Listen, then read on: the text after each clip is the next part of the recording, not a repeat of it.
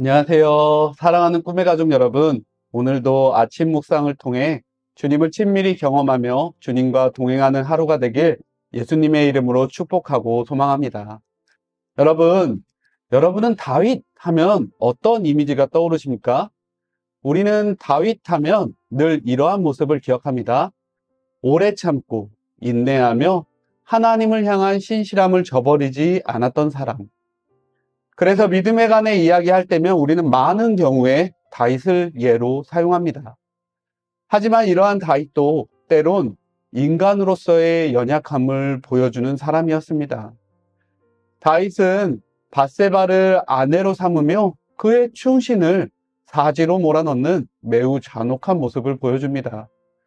그리고 그의 말년에는 솔로몬을 향해 유언을 전하며 그간 자신을 괴롭게 했던 정적들을 숙청해야 한다고 말하죠. 인생의 많은 부분 하나님 앞에서 경건하고 신실했던 다윗도 우리와 똑같은 사람이었습니다. 화내고 분노하며 약자에게 강함을 드러냈던 사람이었던 것이죠. 오늘 본문에서도 이러한 다윗의 모습이 여실히 드러납니다. 그의 연약함이 나발이라는 인물을 통해 크게 부각되어 버린 것이에요. 여러분, 다윗은 사울을 죽일 기회가 있었음에도 불구하고 여호와의 기름 부음 받은 자를 해하지 않기로 다짐합니다. 사울 앞에서 다윗은 자신의 감정과 힘을 절제해내므로 무력을 써서 스스로 왕이 되려는 유혹을 잘 이겨내었죠. 그런 다윗의 모습을 사무엘상 24장 6절은 이렇게 기록하고 있습니다. 자기 사람들에게 이르되 내가 손을 들어 여호와의 기름 부음 받은 내 주를 치는 것은 여호와께서 금하시는 것이니 그는 여호와의 기름 부음을 받은 자가 됨이니라. 여러분, 뿐만 아닙니다. 사무엘상 26장에서는 잠든 사울을 죽이려는 아비새를 극구 말리는 모습도 보여주죠. 그런 다윗이 25장에서는 자신의 감정과 자신의 분노를 이기지 못하는 모습을 보여줍니다.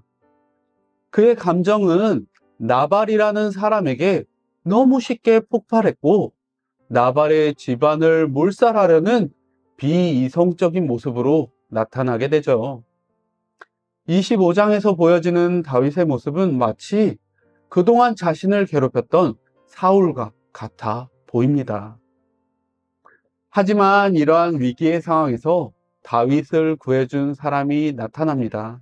그녀는 바로 아비가일이죠. 본문에서 아비가일은 흥분한 다윗에게 음식을 보내며 그를 찾아가 화를 삭혀주게 됩니다. 사실 아비가일이 아니었다면 다윗은 씻을 수 없는 인생의 큰 실수를 하나 더 했을 것입니다. 하지만 지혜로웠던 아비가일의 중재로 다윗은 분노를 가라앉히고 복수를 그치게 되죠. 그리고 복수는 너의 것이 아니라는 것을 보여주듯이 하나님께서 나발을 친히 심판하십니다. 다윗이 그렇게 길길이 날뛰지 않았어도 이스라엘의 왕이신 하나님께서 죄악을 심판하시며 공의를 베푸시는 분이심을 몸소 보여주신 것이에요. 여러분, 나발과의 관계에서 다윗이 이리도 쉽게 흥분했던 이유는 무엇일까요? 늘 오래 참고 인내했던 다윗이 이번에는 왜 사울과 같은 모습으로 행동했던 것일까요? 그것은 바로 그의 말과 행동에 하나님이 없었기 때문입니다. 여러분, 나발에게 먹을 것을 요구하며 다윗이 한 말을 보십시오. 그리고 부하들을 보내는 그의 행동을 보십시오. 그의 말과 행동에는 하나님이 없었습니다. 늘 하나님께 묻고 또 물었던 다윗이 이번에는 하나님께 묻지 않고 있는 것이에요. 이는 사울과 같은 모습입니다. 사울은 하나님께 묻지 않는 사람이었습니다. 그리고 한 걸음 더 나아가 그는 자신의 뜻을 하나님의 뜻이라고 말하는 거짓된 사람이었습니다. 그의 거짓됨을 사무엘상 23장 7절에서는 이렇게 기록하고 있어요. 다윗이 그일라에 온 것을 어떤 사람이 사울에게 알림해 사울이 이르되 하나님이 그를 내 손에 넘기셨도다. 그가 문과 문 빗장이 있는 성읍에 들어갔으니 갇혔도다. 사울은 다윗을 죽이겠다는 자신의 목표를 위해 거짓을 서슴지 않는 사람이었습니다. 그가 이런 죄악을 저지르게 된 것은 하나님께 묻지 않았기 때문이었습니다.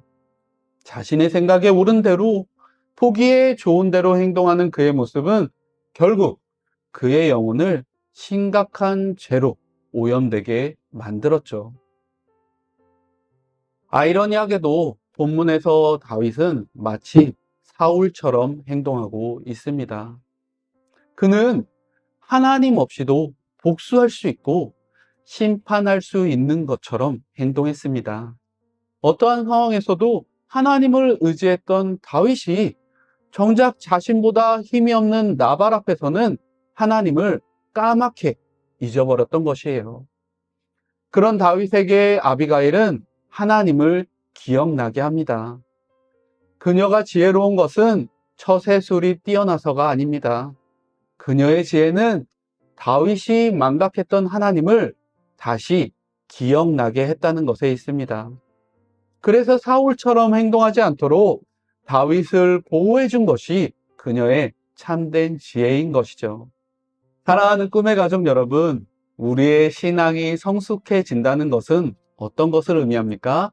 그것은 바로 하나님과 더 친밀해지는 것을 의미합니다. 늘 하나님께 묻고 늘 하나님의 음성에 귀 기울이며 주님과 동행하는 것을 의미하죠. 그런 점에서 다윗은 성숙한 신앙의 사람이었습니다. 하지만 그가 하나님께 묻지 않은 순간 그는 사울과 똑같은 사람이었습니다. 연약하고 죄에 넘어지기 쉬운 사람이었던 것이죠. 여러분, 다윗이 다윗다울 수 있는 것은 그가 하나님을 의지할 때만 가능한 것입니다. 그의 능력이 아닌 하나님을 의지할 때 다윗은 다윗다울 수 있는 것이죠. 그러니 여러분, 오늘도 주님과 더욱 친밀해지시기 바랍니다. 더 많이 묻고 더 많이 들으며 주님과 동행하시기 바랍니다. 우리가 주님과 동행하며 주님을 더욱 의지할 때 우리는 다윗처럼 주님을 향한 신실한 믿음을 지켜가게 될 것입니다. 여러분, 오늘 하루도 주님과 동행함으로 마음과 입술에 주님을 가득 담고 살아가는 축복이 우리 모두에게 풍성하기를 예수님의 이름으로 축원합니다. 이 부활행전의 기간 동안 살아계신 하나님의 능력으로 주님을 온전히 의지하는 꿈의 가족들이 되시길 예수님의 이름으로 축복합니다. 기도하시겠습니다. 사랑의 주님, 오늘도 이 하루를 말씀과 기도로 시작하게 하시니 감사합니다. 주님, 우리와 동행하여 주시고 성경으로 우리에게 말씀하여 주시옵소서. 특별히 주님을 의지하며 아름다운 믿음을 보여주었던 다윗의 모습이 오늘 우리의 모습이 되길 원합니다. 늘 주님께 묻기를 기뻐하고 주님의 말씀 듣는 일에 부지런하여 주님이 기뻐하시고 칭찬하시는 사람이 바로 우리가 되도록 인도하여 주시옵소서. 오늘도 우리와 함께하여 주실 주님을 기대합니다. 살아계신 주 예수님의 이름으로 기도드립니다. 아멘. 가진 것 없어도 의지할 뿐 있으니 근심은 지나고 주 바라보네. 연약한 내 모습 아시는 분 있으니 어제는 지나고 주 앞에 서네. 주님을 의지함이 내 기쁨